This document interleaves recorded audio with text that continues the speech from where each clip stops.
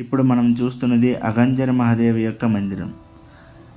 అతి ప్రాచీనమైనటువంటి హిమాచల్ ప్రదేశ్లో ఉన్నటువంటి మందిరాల్లో ఇది ఒకటి. ఈ మందిరం ఎక్కడ ఉందంటే ధర్మశాలకి 10 కిలోమీటర్ల దూరంలో ఉంటుంది.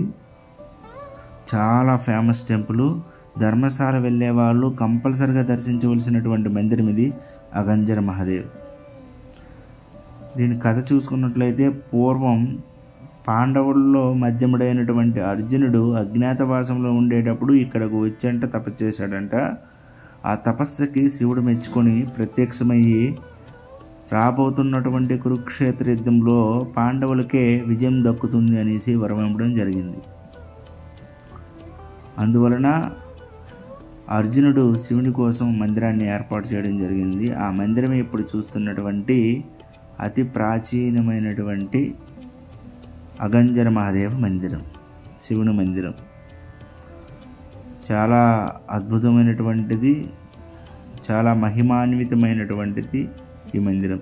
మనం చూసుకున్నట్లయితే ఈ మందిరంలో అనేకమైనటువంటి సాధువులు ఉన్నారు. ఎప్పటి నుంచో సాధువు పరంపర అనేది కొనసాగుతూనే ఉంది. ఇప్పుడు కూడా ఒక సాధువు దీన్ని నడుపుతూ ఉన్నారు మహంతగా ఉండి. ఇంకా ఈ మందిరంలో చూసుకున్నట్లయితే లోపల అనేక రకాలైనటువంటి విగ్రహాలు ఉంటాయి. భగవంతుడికి అనేక రకాలైనటువంటి సేవలు చేసుకోవచ్చు. ఇక్కడ ఒక మిరాకిల్స్ కూడా జరిగింది. ఏమంటే గంగా భారతి అనేటటువంటి స్వామివారు ఇక్కడ ఒకప్పుడు ఉండేవాళ్ళంట తపస్సు చేసుకుంటూ. ఆ సమయంలో పంజాబ్కు చెందినటువంటి రాజు ఇదే మార్గంలో వెళ్తూ ఉండేటప్పుడు ఆయనకి చాలా కడుపు నొప్పి వచ్చిందంట. ఆ కడుపు నొప్పి నుండి బయటపడడానికి ఏం చేయాలో తెలియక దగ్గరలో ఉండేటటువంటి ఈ సాధువుని కలవడం జరిగింది. ఈ సాధువుని కలిసిన తర్వాత వెంటనే ఆయన కొన్ని ఉపాయాలు, కొన్ని ఆ విభూది, ఇప్పుడు మనం చూస్తున్నటువంటి నిత్యము కాలుతూ ఉన్నటువంటి ఆ విభూదిని ఇవ్వగానే ఆయనకి వెంటనే తగ్గిపోయిందంట. అప్పుడు స్వామివారు మీకు ఏ విధంగా నేను సేవ చేయగలనంటే, అప్పుడు నువ్వు ఈ శివలింగానికి ఒక దివ్యమైనటువంటి మందిరాన్ని కట్టాలి అని చెప్పగానే ఆ పంజాబ్ రాజు చాలా ఎకరాలైనటువంటి భూమిని దానం చేయడమే కాకుండా మందిరాన్ని కూడా కట్టడం జరిగింది. అప్పటి నుంచి ఇప్పటి వరకు ఈ మందిరం అనేది ఉంది. పాండవులు కట్టినటువంటి మందిరం అంటే అర్జునుడు శివలింగాన్ని ప్రతిష్ఠించడం జరిగింది. అది పురాతనమైన శిథిలమైపోయింది. దాన్ని కొత్తగా రెనోవేషన్ కూడా జరిగింది. చుట్టుపక్కల ఈ మందిరానికి ఈ విధంగా హనుమంతుడు, దుర్గాదేవి, శివుడు, ఇంకా రాధాకృష్ణులు, ఈ విధంగా చాలా అనేకమైనటువంటి శ్రీమూర్తులను చూడవచ్చు. మనకి కొండల నుంచి నిత్యము నీరు పారుతూనే ఉంటుంది. నీటికి ఎటువంటి సమస్య ఉండదు. ఇంకా పక్కన ఇంకా గుప్తేశ్వర మహాదేవ్ అని కూడా ఉన్నారు.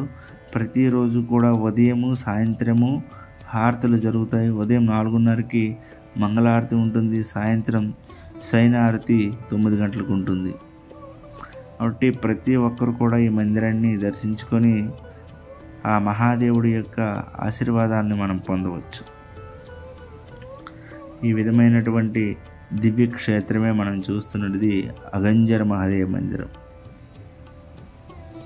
ఇంకా వెనక వైపు నుండి వెళ్ళినట్లయితే ఈ విధంగా మనకి శ్రీ రాధాకృష్ణుడి యొక్క దివ్య శ్రీమూర్తులు కూడా మనకి దర్శనమిస్తారు. సుందరమైనటువంటి రాధాకృష్ణులు, ఇంకా లోపల లడ్డు గోపాలు కూడా ఉన్నారు. ఇంకా ఈ మందిరానికి వెనక భాగం నుండి కిందకి వెళ్ళడానికి మెట్లు దారి ఉంటుంది. ఈ మెట్ల దారి నుండి చూసినట్లయితే కొంచెం వాటర్ ఫాల్స్ వెళ్తూ ఉంటాయి. అక్కడ చూస్తున్నటువంటి ఎర్ర రాయబండ కింద స్వామివారు మనం దర్శనం చేసుకోవచ్చు. లింగేశ్వర స్వామి, గుప్తేశ్వర స్వామి.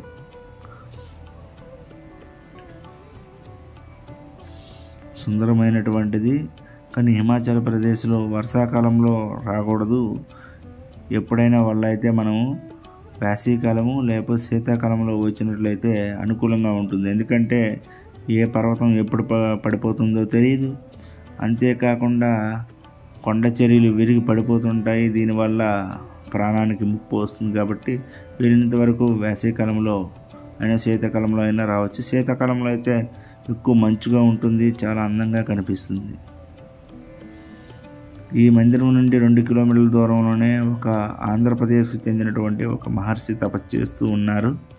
ఆయన కూడా కావాలంటే దర్శనం చేసుకోవచ్చు. ఈ అగంజర్ మహాదేవ్ మందిరం నుంచి 2 కిలోమీటర్లు పక్క నుండి వెళ్ళాలి. ఈ విధంగా కొంచెం జాగ్రత్తగా మెట్లు మీద నుండి కిందకు దిక్కుంటూ నడుచుకుంటూ వెళ్ళినట్లయితే మనకి సుందరమైనటువంటి జలపాతాలు కనిపిస్తాయి. ఆ పక్కనే ఎర్రన బండ ఉంటుంది. ఆ బండ కిందే స్వామివారు ఉంటారు, గుప్తేశ్వర భగవాన్. ఈ స్థలానికి రావడానికి ధర్మశాల నుండి మనకి అనేక రకాలైనటువంటి బస్సు సదుపాయాలు ఉన్నాయి.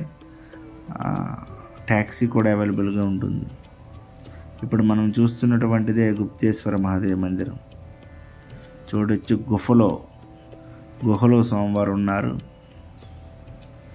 ఇక్కడ పూజారులు వచ్చి పూజ చేస్తూ పోతూ ఉంటారు. చాలామంది భక్తులు ఈ మందిరాన్ని విజిట్ చేస్తారు. ధర్మశాలలో 3rd ప్లేస్లో ఉంది. తప్పక దర్శించండి, భగవంతుడి యొక్క ఆశీర్వాదాలు పొందండి.